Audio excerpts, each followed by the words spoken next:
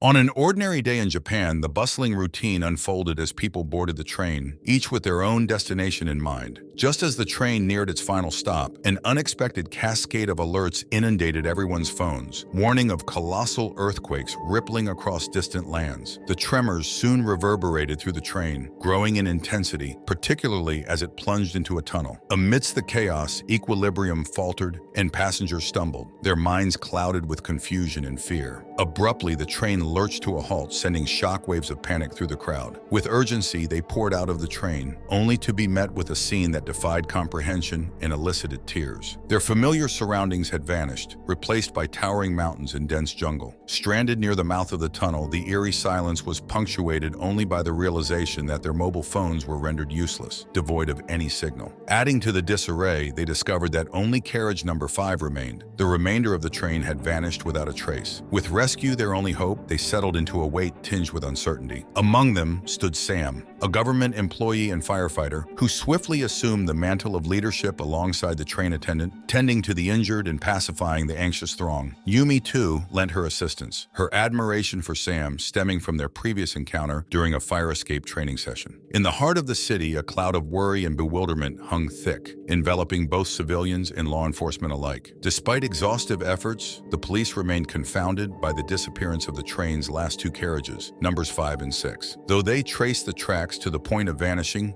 the elusive coaches remained beyond reach. Curiously, while only coach number 5 was mentioned earlier, the mystery of coach number 6 lingered unanswered. In the midst of this enigma, Sam, Yumi, and another passenger named Nevin decided to explore the area further. Wandering away from the tunnel where part of their coach got stuck, they were surprised to find a world that seemed devoid of life, almost like everything had been destroyed ages ago. Urgently, they climbed a nearby mountain for a better look, and what unfolded before them left them utterly amazed. The once familiar world from just a few hours ago had completely changed. Everywhere they looked, there was a vast desert and no signs of people anywhere. As they returned to their train coach, they shared their surprising discoveries with everyone, sparking wonder about how their surroundings could shift so dramatically. No cities or signs of help were in sight, and their phones couldn't catch a signal. It dawned on them that they had been stranded for over 7 hours without rescue. To bring some order to the situation, they started making a list of the 46 people in coach number 5. With many passengers feeling hungry and thirsty and no food or water on hand, the situation became quite serious. One passenger named Rennie rummaged through Nevin's bag, hoping to find something to eat. Surprisingly, she stumbled upon letters that made her suspicious of Nevin. Quietly, she also took food from someone else's bag. Later, when another passenger noticed their missing food, Rennie accused Nevin loudly, calling him a criminal in front of everyone. Nevin defended himself, saying it wasn't fair to accuse him without proof. He reminded everyone that anyone could have been on the train. Still, Rennie's claims left everyone suspicious of Nevin. Angry and frustrated, Nevin left the train to seek help. During his absence, it was discovered that someone accidentally recorded Rennie stealing the food. This cleared Nevin's name. However, while Nevin was away, he almost fell into a large hole. Thankfully, Sam and Yumi were there just in time to rescue him. As night fell, the passengers struggled to believe that they were really stranded. The next morning, paranoia began to set in among the passengers. As other passengers returned from their explorations, they shared the information they had gathered in hopes of unraveling the mystery surrounding their location. Among the revelations was the sighting of a towering structure to the east, appearing abandoned and ravaged by time. This discovery baffled them, especially considering recent news articles detailing its construction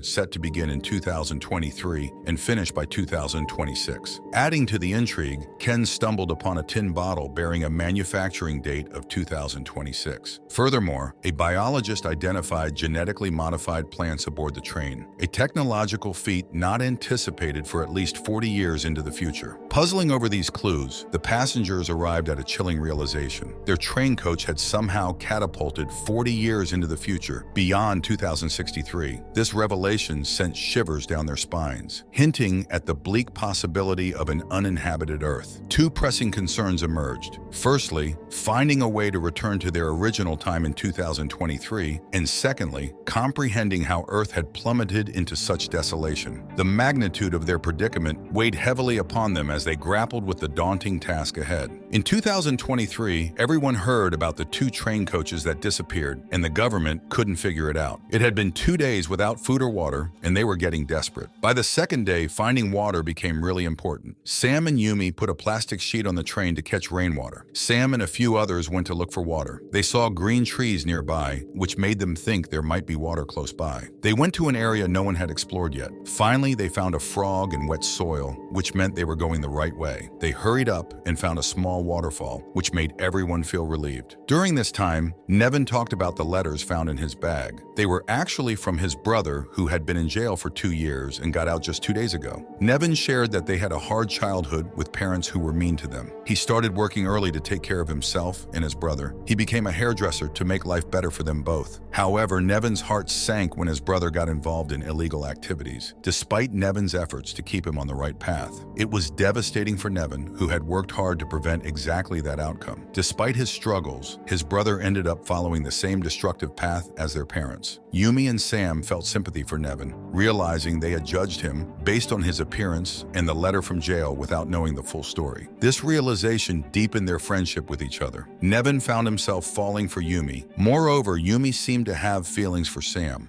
A complicated love triangle seemed to emerge among them. However, their situation took a positive turn when rain started to fall, providing them with much-needed water and a glimmer of hope for survival. Yet they were aware that finding water was just one of many challenges they would face in the days ahead. Shane, the biologist in the group, took the lead in identifying which plants in the jungle were safe to eat and which ones could make them sick. With his help, they began searching for plants they could safely consume. During this time, Yumi accidentally ingested a poisonous plant, but thankfully, it didn't cause serious harm. To adjust to their new surroundings, they started making tools and utensils from trees in the forest, and they even used their ATM cards as makeshift knives to help them survive. This change demonstrated their ability to adapt and rely on nature's resources for survival, showcasing their resilience and adaptability in challenging situations. They also started figuring out each person's skills and strengths among the 46 survivors, thinking about how they could work together effectively. The next morning, while they were out searching for food, Shane came across a mysterious man near a cliff. It was the first time they had encountered another person since arriving in the future. During the encounter, Shane sustained significant injuries. With limited medical resources available, Yuto, a medical student among them, became their primary hope for treating Shane's wounds. Despite his fear and lack of experience, the urgency to save Shane compelled Yuto to take action. Drawing on Shane's botanical knowledge, they used plants with antibacterial properties to prevent infection and found clean clothes to dress his wounds. After 3 tense days, Shane recovered and shared details about the aggressive stranger they encountered in the jungle. To safeguard themselves, they heeded Yechi's advice, an employee at a security company, and set up traps around their camp. This precaution proved invaluable when, a day later, they heard someone caught in one of the traps, prompting them to swiftly investigate. To their surprise, they found a child ensnared in the trap, dressed similarly to them. The child managed to free himself and implored them to wait as he darted off. Intrigued, Sam, Yumi, and Nevin followed him for several kilometers until they stumbled upon a small river they hadn't seen before. There, the boy instructed them to wait briefly before vanishing from sight momentarily. During the wait, Sam opened up about a painful memory from his past. He recounted a time when he made a grave mistake at work, ignoring the advice of his seniors. This mistake resulted in an accident that caused his senior to lose both legs, leaving Sam burdened with immense guilt. This tragedy inspired Sam to dedicate his life to helping others. To their amazement, despite the darkness, the boy returned, accompanied by more people. They were led to a location where they discovered the second missing coach, coach number 6, which had also vanished along with their coach 5, but ended up several kilometers away. This revelation partially solved the mystery surrounding the missing train coaches. They met Hector, who emerged as the leader chosen by the survivors of coach 6. They exchanged tales of survival, uncovering significant disparities in their experiences. Coach 6 had landed near a river, providing them with fish and water, and they had worked to make their surroundings habitable, setting up kitchens and toilets in their makeshift camp. Evan identified the man who had fled and injured Shane as a fellow passenger from coach 6. The man expressed remorse, attributing his actions to fear that the newcomers might be hostile inhabitants from the future. This fear led him to push Shane and flee, and he kept his encounter with Sam, Yumi, and Nevin's group a secret out of apprehension. When questioned by Yumi and Sam about how he knew they had traveled to the future, he disclosed his discovery of a damaged ship by the river. There, he found evidence including a radio broadcast in past recordings recordings, indicating it was now the year 2060. Hector then shared insights and knowledge he had acquired since arriving in this future time. In 2026, only 3 years after 2023, a colossal meteorite struck Earth, impacting the Pacific Ocean. The resulting earthquakes and tsunamis claimed countless lives worldwide. As dust and debris filled the atmosphere, blocking sunlight, humanity faced a gradual decline and collapse. As time passed, the dust and clouds gradually dissipated,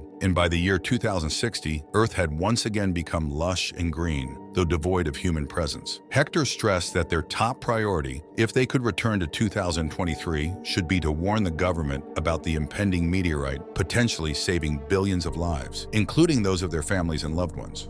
The following day, while exploring near Coach 6, Yumi and Rennie stumbled upon a grave, indicating that the occupants of Coach 6 had buried someone there. As they pondered the identity of the deceased, members of Coach 6 confronted them, cautioning against revealing their discovery to those in Coach 5. In a desperate bid to alert the others, Yumi and Rennie split up, with Yumi leading the pursuers away to give Rennie an opportunity to inform the rest. Reacting quickly, Nevin and Sam hurried toward Coach 6, aiming to rescue Yumi. Meanwhile, Yumi, still evading her pursuers, sought refuge in the same ship Hector had previously found. Upon returning to Coach 6, Nevin noticed evidence of a struggle, confirming their suspicions regarding the buried body. Hector then disclosed the truth. Upon their arrival through time travel, a passenger had posed a threat to everyone's safety, leading to a confrontation where Hector defended the group by taking the individual's life in self-defense. This act propelled Hector into the role of their leader. Meanwhile, Yumi, concealed in the ship, witnessed Hector interfering with the ship's communication devices, indicating he held significant secrets from the group. Eventually, Hector uncovered Yumi's hiding place and admitted that he never intended to leave this timeline. He harbored a deep desire for all passengers to remain in this future indefinitely, envisioning the establishment of a new society together. After arriving unexpectedly in the new time period, Hector found himself leading the group, which was a big change from his struggles in the past when his business failed. He decided that nobody should go back to their old time, and he wanted to be the leader in this new time. Yumi became a problem for Hector because she knew what he was planning, so they captured her and tied her up to keep her quiet. The situation got worse when Yumi disappeared, and people started spreading wrong information between the two groups. Hector said that people from Coach 5 were going to take things from Coach 6, which made everyone angry and suspicious. Coach 5's group got more worried about Yumi, and things got even worse when they met people from Coach 6 again, leading to a big fight. In a bold move to protect his secrets, Hector tried to get rid of Yumi for good. But when he returned to the ship, he found out she had escaped. Yumi made it back to the group and told them about Hector's real plans. He wanted them all to stay in this time by ruining any chance of going back. Hector, faced with the group's rejection of his idea, tried to convince them that staying here was better. He talked about the good things, like Earth being clean and full of resources, with no overcrowding or pollution, and nobody going hungry. But the group knew what he was up to now and decided to kick him out. Before he left, Hector gave them a diary he found on the ship, mentioning a tower nearby that might help them get back to their time. 2 passengers went to check it out and found fragments from the meteorite that hit Earth, which had some strange qualities not seen before. In 2023, scientist Ray was deeply engrossed in studying the CCTV footage, aiming to decipher the mysterious disappearance of the 2 train coaches. His investigation unveiled an unexpected revelation.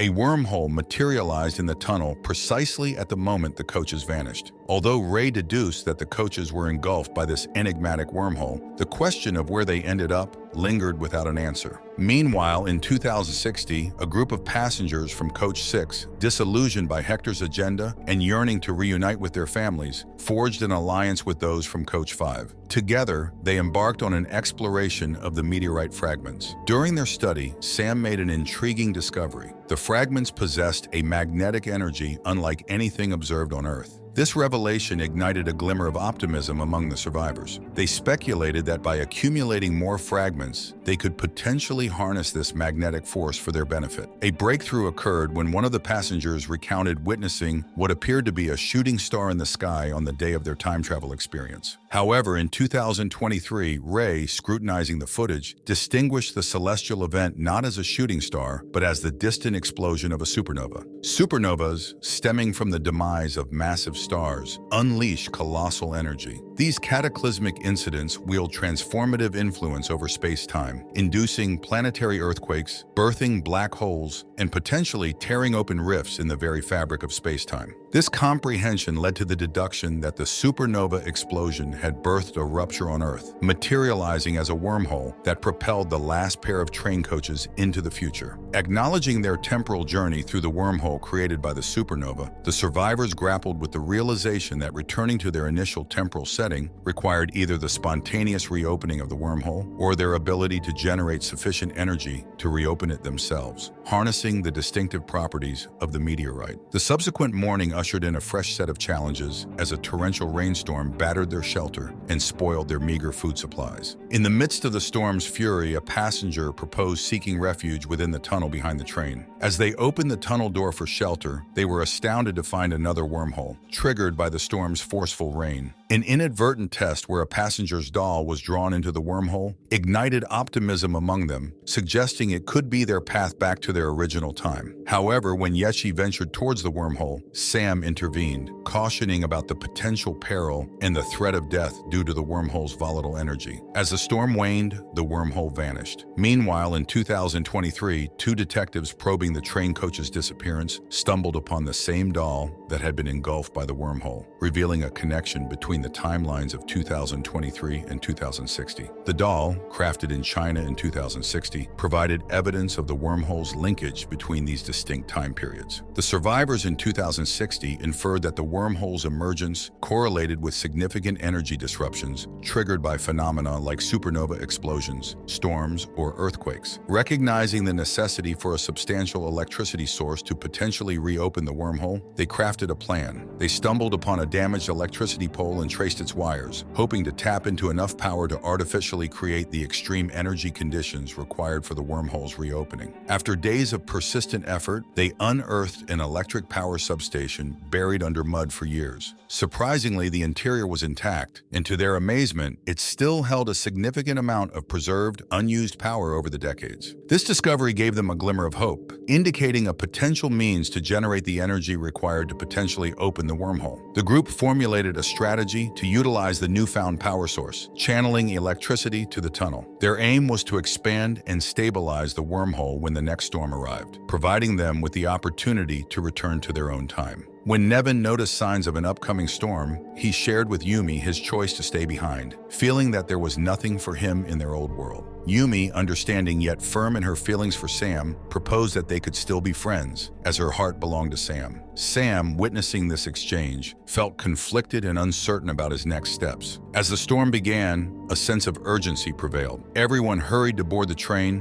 while Nevin rushed to activate the electric generator. Their efforts proved successful. The wormhole expanded, growing large and stable. Encouraged by Sam and Yumi to join them, Nevin hesitated as the storm intensified. Despite the challenges, they all successfully boarded the train, entering the wormhole with hopes of returning to their original time. Upon emerging, security personnel opened the train's doors, prompting the passengers to eagerly inquire about the date. The response they received left everyone utterly amazed. When the passengers returned, they found themselves in the year 2026, 3 years after they had left in 2023. This was just before the predicted meteorite strike on Earth. Realizing they were back in their original timeline, though 3 years into the future, they knew they had arrived at a crucial moment before the expected disaster. Upon arrival, medical teams swiftly examined them to ensure they hadn't been exposed to harmful radiation or carried any infections from their time in the future. Eager to share their incredible journey, the group tried to explain their time travel to the police and government officials. They recounted their voyage from 2023 to 2060 and back, providing evidence such as the doll, meteorite fragments, and futuristic plants they had brought with them. They also showed a diary outlining a timeline predicting Earth's destruction on December 9, 2026, due to the meteorite impact. Despite presenting consistent physical evidence, authorities remained skeptical of their story. The notion of time travel and an impending apocalyptic event seemed too implausible for them to accept, leaving the survivors' warnings disregarded.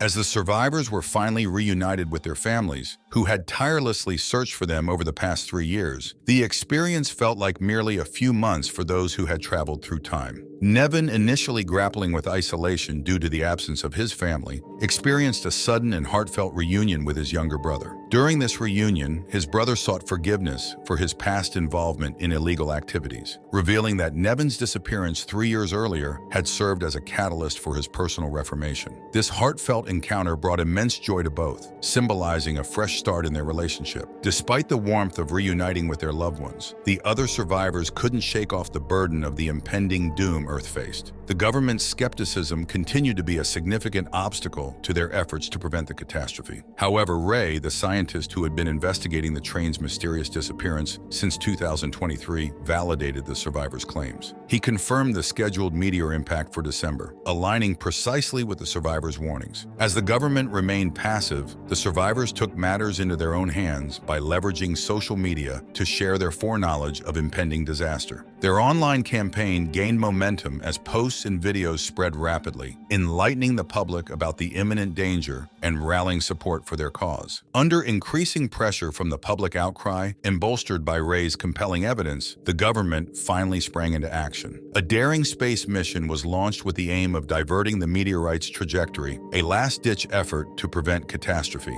With the fate of humanity hanging in the balance, the survivors braced themselves for the critical moment when the rocket would intercept the meteorite. Aware of the potential consequences, they sought refuge in Switzerland, banking on its perceived safety as foreseen from their glimpse of the future. As preparations for their journey unfolded, Yumi observed a newfound sense of purpose in Nevin, akin to that of Sam, as he dedicated himself to helping others in the face of adversity. Amidst the tension, Ray received the long-awaited confirmation. The space mission had succeeded, altering the course of the meteorite and averting Earth's destruction. Thanks for listening, everyone.